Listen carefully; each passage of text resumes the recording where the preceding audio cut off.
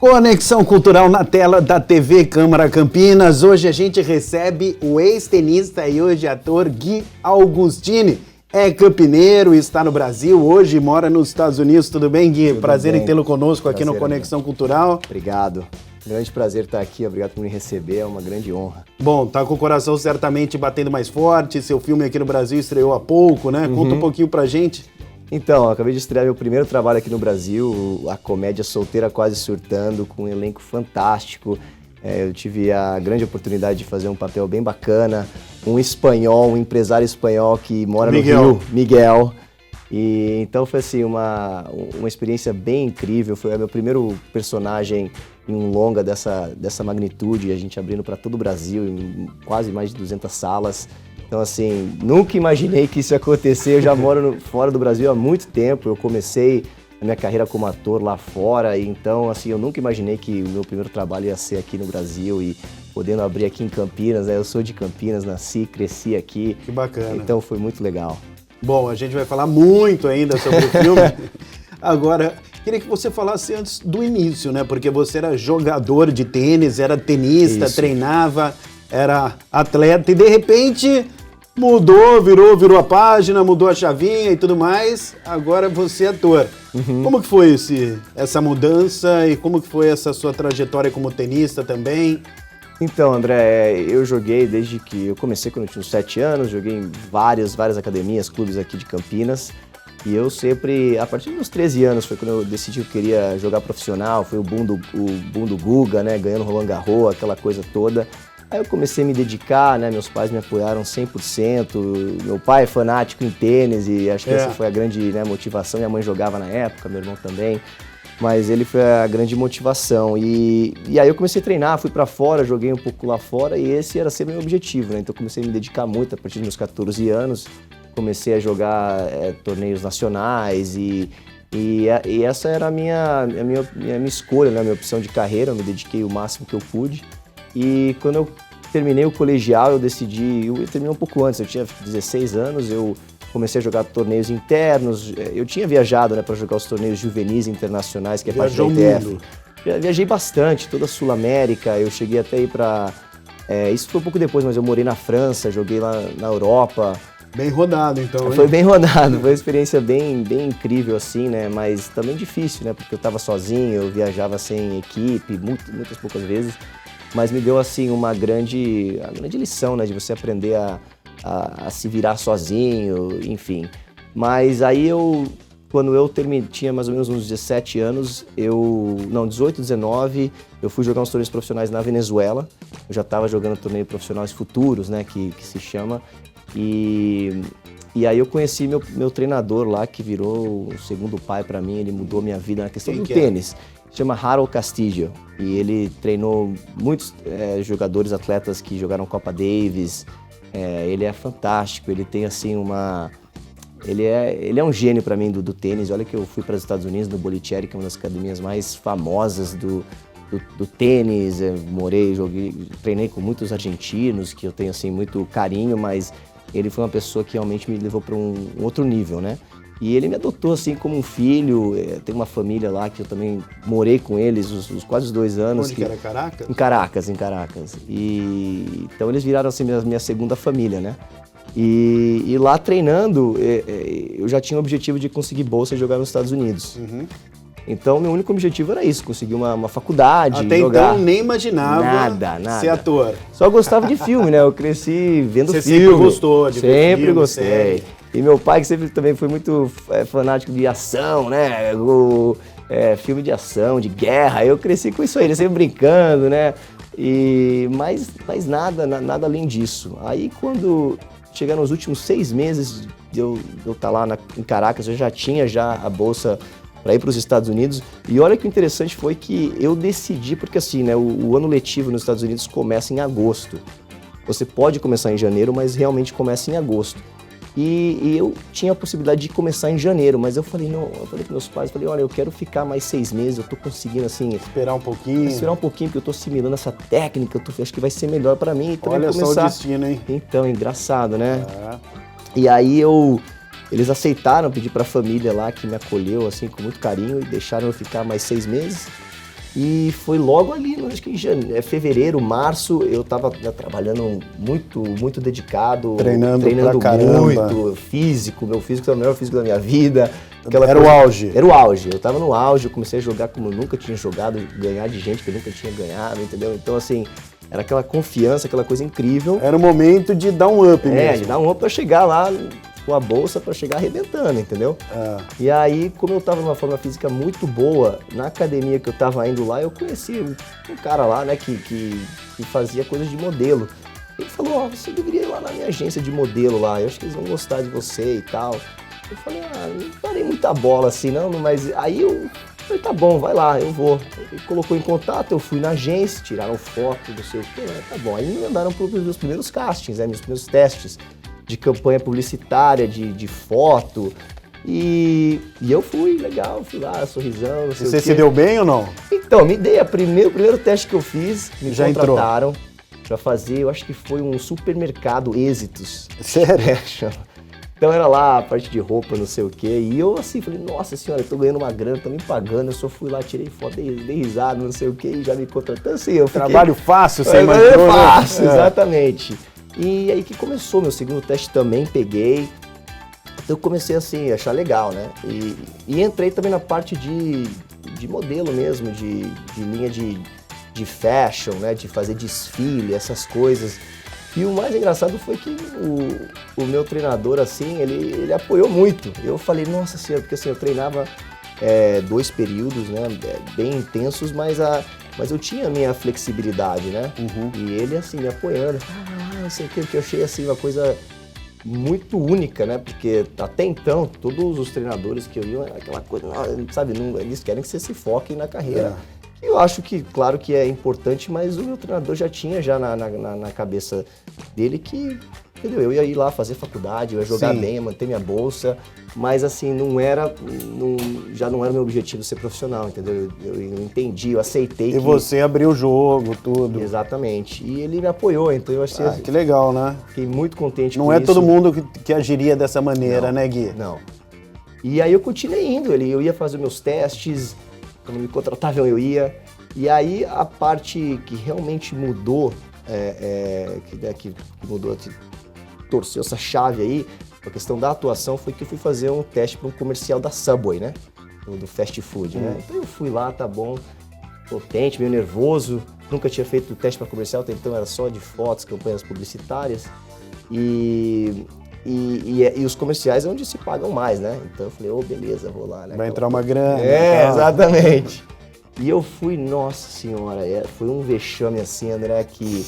Foi mal? Mal, eu tava lá na frente. Mas por quê, Gui? Então, porque, olha, eu nunca tinha atuado, falado em frente da câmera, era só foto, só dava meu sorriso lá, aquela coisa, beleza. Aí quando você viu... Aí eu tive que atuar, mas eu tive que improvisar, e na Venezuela é o seguinte... Eles falam com muitas gírias, o pessoal coloquial, assim, da rua e tal, fala com muita gíria. Meu professor de tênis falava com muita gíria. Não basta saber falar espanhol, né? Exatamente. E aí um detalhe, né? Meu pai é peruano, minha mãe é argentina, eu cresci com espanhol, Sim. Né? Eu falava muito bem o espanhol. E ainda assim não conhecia as gírias da Venezuela, né? Foi conhecer depois. Porque eu morei lá, né? Claro. Já foi quase... Isso aconteceu no final, os últimos 6 meses, depois de o quase seu pai um é ano o e que meio. que você falou? Meu pai é peruano. E a sua mãe é argentina? Argentina. Então, assim, quase todo ano eu ia para Argentina, algumas vezes eu ia para o Peru, e eu cresci com o espanhol. Eu falava bem, mas realmente quando eu morei na Venezuela foi que eu solidifiquei, porque eu só falava espanhol, né? Claro. Só que eu peguei o sotaque totalmente de Caracas, venezuelano, com muita gíria. Né? Então, assim, a cada 2 palavras é uma gíria, é incrível. E aí, quando eu fui fazer o teste, o que a mulher do casting falou? Sem gíria. Vamos falar uma coisa mais neutra. Ixi. Eu falei, meu Deus. Aí você falou, meu Deus, e agora? Jeito?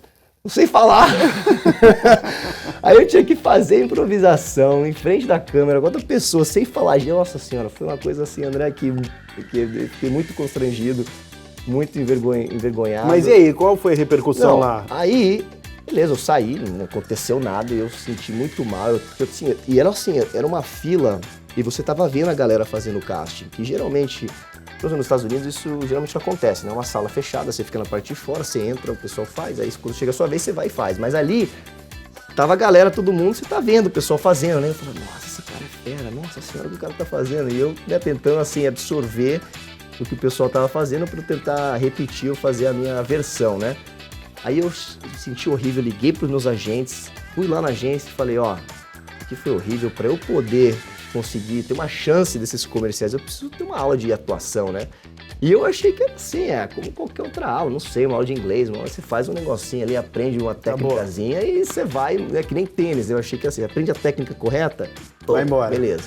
Eu falei, me recomenda alguém, eles me recomendaram Matilda Corral, que eu aprendi depois, que assim, é uma das grandes professoras assim, de Caracas, né, da Venezuela, e passou o telefone, ela é a melhor, vai lá. Tá bom, liguei pra ela, ela aceitou uma entrevista comigo e eu expliquei pra ela, falei, eu sou tenista, eu tô saindo daqui uns 4 meses, eu só quero aprender um pouco aí a técnica, que eu quero fazer isso, quero fazer aquilo. Ela falou pra mim, Gui, eu só trabalho com gente profissional, entendeu? Não tem assim, tem que ser uma dedicação, são 3 vezes na semana, você entendeu? E então assim, eu não posso aceitar. E eu perguntei pra ela, posso observar a tua aula pra ver como que é? E ela disse, olha, você tem que estar dentro ou não tá.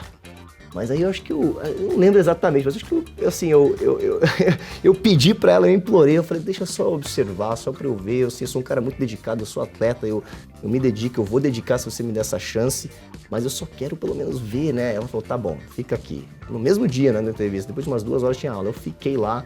Nossa, André, assim, foi uma revolução, assim, que... Mudou totalmente. Mudou. Eu vi esses atores profissionais, assim, emotivamente, sabe, chorando e fazendo uns exercícios, assim, tão fortes, tão pessoais. Eu achei fantástico. E eu, como vinha como tenista, com bastante... eu tive muitos psicólogos esportivos. Então, eu sempre gostei muito da psicologia, né? Eu achei isso muito importante na minha carreira, na minha vida.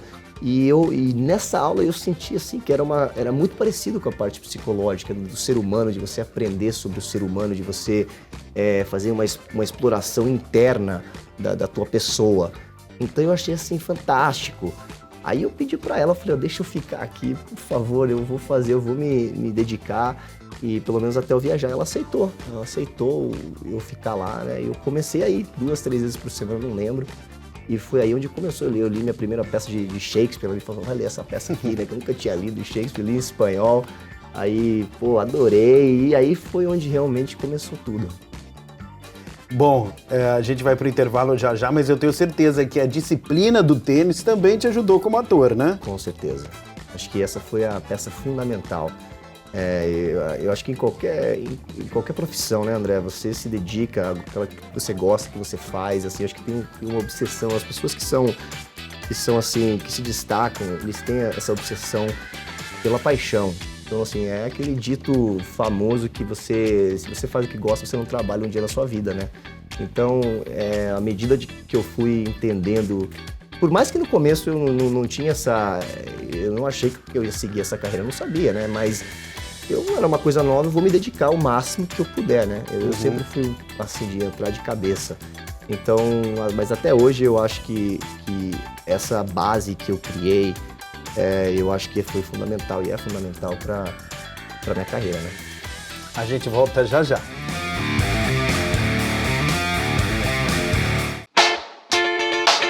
Conexão Cultural de volta na tela da TV Câmara Campinas. O seu pai, né, está acompanhando a gravação do programa aqui e disse que ficou sabendo de coisas que nem ele sabia, né, cara? De tanto que a conversa está fluindo aqui no Conexão Cultural. Bacana, né? Muito legal. E eu acho que eu sou uma pessoa assim meio reservada, né? Não vou contando certos detalhes, mas assim, nessa grande oportunidade é muito gostoso relembrar cada passo, cada sincronicidade, né, que você só consegue dar conta quando você olha depois, né? Tá no presente, olhando pro passado, que você dá conta de que, olha, esse detalhe foi importante para isso. Tem saudades de Campinas? Olha, cara, eu tenho, mas eu tenho a grande... eu sou muito grato pela oportunidade de sempre poder vir para Campinas, né? Claro. Meus pais moram aqui, então eu venho pelo menos uma vez ao ano. Seus pais moram aqui até hoje? Eles moram aqui até hoje. Ah, então você tá sempre aqui? Estou sempre aqui, sempre que eu venho no Brasil é Campinas, né? Então, assim, É legal, mas assim como minha vida agora já começou lá nos Estados Unidos e eu tô lá, as minhas ambições são lá, né? Então assim, eu não tenho desejo, né? Não sinto aquela falta. Eu acho que também porque meus próprios pais viajaram, saíram de casa cedo também, sabe? Acho que eles entendem e eu tenho um pouco disso no meu DNA, né? Claro. Então, assim, eles saíram, não moraram no meu pai, né? Como eu falei, do Peru, ele saiu, estudou na Argentina, conheceu minha mãe, aí foi morar no Peru, veio pro Brasil, ficou aqui, então eu acho que quando você vem aqui para Campinas, você fica quanto tempo? Depende, geralmente eu venho pro final do ano, Natal, Ano Novo, né? Então, assim, um mês, às vezes 3 semanas, depende. Dá uma passada no Brinco de Ouro. Né? Eu sou bugrino, meu. Então. Quando eu posso, eu vou, mas geralmente nessa época não tá tendo muito jogo, né? Então, é verdade, Então é complicado. Natal, Réveillon. Então, Bom, Gui, foram mais de 100 comerciais, rapaz, novelas e muitas séries também, né? Foram, desde que eu comecei na Venezuela, né, contando com campanhas publicitárias de fotos, comerciais, eu criei eu tive essa grande honra de poder fazer muitos trabalhos, né, em câmera, em foto e de comerciais, principalmente quando eu me mudei para Miami, né, eu me mudei para Miami depois do meu primeiro ano nos Estados Unidos. Aí foi onde eu realmente deixei o tênis e eu comecei a me focar 100% na atuação. E aí eu comecei a fazer muitos trabalhos, né? E foi lá que também comecei com as novelas, eu fiz 2 participações na Telemundo. E isso foi que realmente me colocou, me deu a oportunidade de estar nas séries da Nickelodeon, né? Que eu fiz 2 séries com eles, uma que foi muito famosa em toda a Sul-América, que é a Grat, eu fiz a Grat 2. Segunda temporada. Que joia. Foi o primeiro personagem que eu tive recorrência, né? Que me chamavam. Qual foi? Frequência. A série? A Grat 2. Eu fiz um personagem que chama... personagem. Ele não tinha um nome específico, ele era porque a série é baseada em high school, né? No colegial, né? A garotada de colegial. Então tinha uma equipe de natação, uma galerinha ali do colegial que chamava Los Delfines. Que seria os golfinhos, basicamente, né? Aquela coisa, né, de rivalidade. Então o meu personagem era um dos participantes desse grupo. Então eles estavam sempre aparecendo. Então isso foi me dando assim mais oportunidade. Eu comecei com algumas falas ali, aí foi me dando mais falas, foi me dando mais... foi ganhando moral, né? Foi ganhando uma moralzinha, me dando um pouco mais de corpo. Ganhando espaço. Exatamente. E aí onde você ganha experiência, você ganha... a confiança, você começa a aprender, né? Porque assim, você estuda, mas você vem no set, é diferente, né? Não tem como você... A prática é a prática. Não tem jeito. Então, eu acho que em tudo, né? Em tudo, exatamente. Muita gente chega e fala, nossa, praticamente não aprendi nada na faculdade do que eu faço hoje.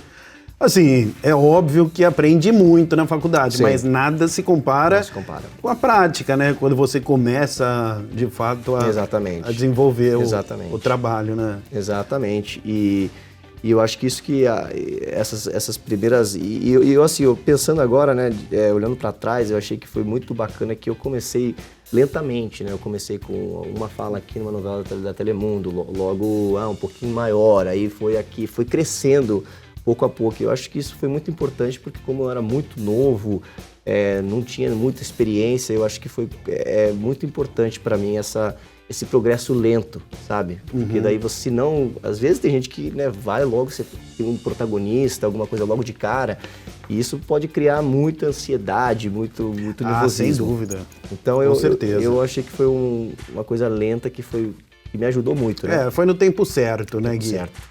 Muito, muito grato por isso. E a sua primeira peça, seu primeiro papel como protagonista? Então, isso aconteceu logo que eu me mudei para os Estados Unidos. Eu cheguei lá na faculdade, eu já tinha decidido que eu ia fazer business, mas aí eu tava com essa picada do mosquito da atuação, né? E eu tava assim bem indeciso. Eu falei, o que eu vou fazer? Pelo menos deixa eu continuar umas aulas de atuação, né? E graças a Deus a universidade tinha um programa de teatro. Para você fazer aula de teatro, eu só queria fazer aula de teatro, né? Para você fazer aula de teatro, você tinha que escolher o teatro como carreira também. Então eu estava fazendo business e teatro. Olha só. Era a única maneira. Então eu me inscrevi, comecei a fazer as outras aulas também de voz, né? Eu tinha que melhorar muito meu inglês.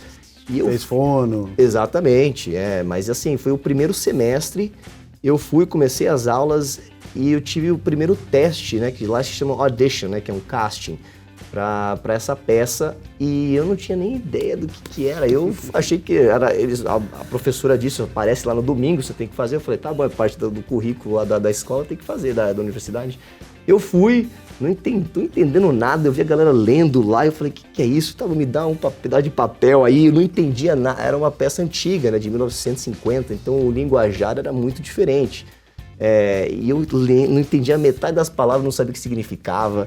E eu, nossa senhora, mas eu fui lá, né? Era da minha hora lá, eu fui lá com papel tentando ler e fazer o que eu tinha aprendido, não entendendo nada. A metade do que eu falei eu não entendi, mas a professora viu alguma coisa em mim. Eu acho que a questão física, claro que foi uma parte assim crucial, eu acho importante para ela decidir dar esse personagem para mim, né? Porque eu acho que eu era a pessoa fisicamente que mais se parecia ao personagem, né? Uhum. Porque foi feito em um filme muito famoso de 1950, né? Que chamava Piquenique. E assim que ela me deu o meu primeiro personagem protagonista, que foi ali, que ia acontecer depois de 2 meses, peguei a peça, nossa senhora, para eu memorizar tudo aquela quantidade de falas que eu não tinha experiência, assim, foi muito incrível. Existe um trabalho feito para isso, para ajudar na memória? Olha, eu acho que a prática é o que você começa... Quanto mais você pratica, quanto mais você recebe material que você tem que memorizar, que você tem que aprender, você vai... É um treinamento, né? É um treinamento em si só, entendeu? Acho que existem algumas técnicas, mas assim, o pessoal que eu conheço, né, de muita carreira e na minha própria experiência, eu nunca fiz alguma coisa específica. Eu acho que quanto mais você... Eu tenho percebido que eu sou muito visual, né? Então eu aprendo muito de olhar, eu já aprendo. Tem muita gente que precisa escrever, entendeu? Tem gente que precisa... Até para estudar na escola, cada um é de um jeito, exatamente. Né? Eu preciso escrever, exatamente. É o que você está citando de Então, exemplo. assim, você encontra a sua própria dinâmica, a sua própria técnica para você memorizar mais rápido. Agora, quanto mais você pratica, quanto mais texto você tem, é um músculo, né? Então, não tem segredo. É um trabalho árduo. Praticar mesmo, não adianta. E... cada projeto Mas é que não é fácil, né, Gui? Não Puxa vida, ator tem diversos textos para memorizar, né? E por isso que eu dou muito crédito, e agora estando lá fora também, todos os atores que eu sigo, que eu escuto, eles dão muitos que começaram nos Estados Unidos em novelas também, dão muito crédito, porque a novela como é que fala? Uma escola? Não, na televisão, o cinema são médios não é, são... Públicos. Públicos, mas canais diferentes, né? Uma mídia diferente. Então, assim, é muito texto, porque é parte da mídia. É diferente de fazer um cinema, né? Um cinema é mais lento, você tem muito mais tempo, geralmente. Entendeu? Porque, na verdade, também por conta dos públicos diferentes, ou não tem nada a ver? Assim, ele tem um público diferente com certeza, mas eu acho que que não é por aí. É o mecanismo de cada elemento, né? A novela tem aquela coisa, você vai escrevendo, se a pessoa está respondendo, a novela continua. Se não, né? Se não tiver índice, a novela acaba. Então, assim, você vai escrever, aí o pessoal vai gostando daquele personagem, começa a escrever mais. É diferente de um cinema que você já tem um roteiro lá, e é assim o ponto final. E é assim que vai, né? Então, é muito texto pros atores de novela, né? Ou de séries, às vezes. Então, assim, eu dou muito crédito e o pessoal de fora, de repente, não sabe, né? Mas é uma grande escola de memorização. Você poder estar numa novela assim, é fenomenal. Qual o papel, o personagem mais importante da sua carreira, Gui Augustini? Olha, eu considero que o segundo personagem que eu fiz para Nickelodeon, que chamava Carmelo, na série que se chamou 11 na minha quadra, nada quadra, foi o personagem mais importante, foi um personagem muito legal, foi o de maior, assim, audiência e de maior desenvolvimento com o personagem que eu tive, né? Então o maior desafio até então, certamente, né? Sim, eu diria que sim. Isso foi em Miami, antes de me mudar para Nova York. Ele era um personagem ele era um homem da rua, né? Um homeless, como se diz lá nos Estados Unidos. Mas como era o prédio, né, onde se passava a história, era um prédio meio mágico. Então ele dormia no sótano e a cama onde ele dormia era uma cama mágica. Então, quando ele dormia ali, muitas vezes ele acordava e ele estava como rico, sabe assim? Ele se transformava numa pessoa rica, de muito dinheiro. Então, você tinha, assim, 2 personagens bem opostos, com uma interação com outros personagens diferentes. Então, foi um trabalho muito legal, eu aprendi muito e foi onde eu tive a maior experiência trabalhando com atores assim de 30 anos de carreira, bem renomados. Então foi muito legal. E foi ali também que eu fiz a minha primeira participação numa série de televisão americana muito famosa, que se chama The Glades, Sim. que esteve na Netflix aí por um bom tempo, acho que agora não mais. E isso também foi muito legal. Foi um episódio que eu fiz, uma participação ali curta, mas foi muito importante também para mim. Pois é, e você não é só ator, né? Você produz e você dirige também. Exatamente. Eu comecei depois que... Na verdade, logo antes de mudar para Nova York, eu produzi e atuei e dirigi meu primeiro curta-metragem com a minha esposa, que também é atriz. E foi aí onde tudo começou pra mim, nessa questão... A sua esposa é atriz também? Ela é atriz também, é. Poxa vida. A gente se mudou junto pra Nova York, a gente fez o mesmo curso. Quando eu mudei pra Nova York, eu fiz um conservatório de atuação lá de 2 anos, né? Então, ela também fez, mas assim, foi ali onde a gente começou a criar nossos próprios trabalhos, né? Na época, não era assim tão comum como é agora, porque assim, hoje em dia... Assim, é muito difícil você encontrar alguém que seja só um ator. A não ser que seja uma pessoa que já tem uma carreira que começou de muito tempo. Hoje em dia todo mundo escreve, produz, dirige. Você tem que fazer aquela coisa, você tem que fazer mais de que uma especialização nesse meio da arte, do cinema, entendeu? Da televisão. Porque é muita competição e tem muitas plataformas, né? Muitas oportunidades. Então, hoje em dia é muito comum, são poucas pessoas que realmente só se focam em uma especialização. Então, eu comecei, pouco a pouco, a entrar mais nessa parte de direção. Eu me apaixonei, acho que é uma parte aí do cinema, né? Porque eu gosto muito de cinema. Eu também gosto muito. É muito legal, né? Assim, Eu não sou ator, não sou diretor, não sou produtor, mas eu gosto muito de cinema. Você gosta de ver?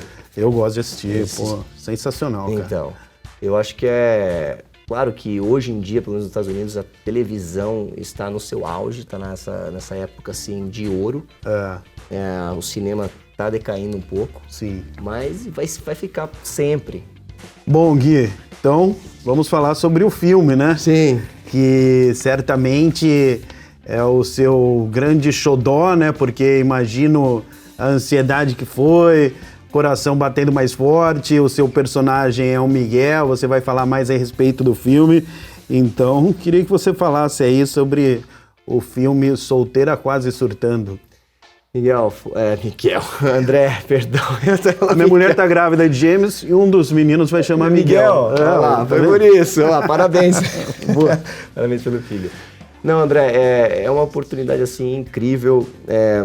A gente gravou esse filme em 2016. Foi uma luta aqui, né? Fazer um filme independente, nacional, é uma luta, é uma guerra. Então, assim, eu tenho muito orgulho de ter feito parte dessa produção, desse elenco maravilhoso. E quando eu fiz, né, a Meire Fernandes, que é a produtora do filme, que eu conhecia já fazia um tempo, ela faz um festival em Los Angeles brasileiro muito bacana. Eu tive alguns dos meus curta-metragens lá no festival, então eu criei esse relacionamento com ela. Quando ela, né, me ofereceu a oportunidade de fazer esse teste, eu fiquei assim muito honrado e deu certo, porque na verdade, mais uma ironia da vida, esse personagem já tinha um ator que ia fazer, mas aí eu não sei qual foi a questão que o ator desistiu ou não deu certo, e aí ela lembrou que eu falava espanhol.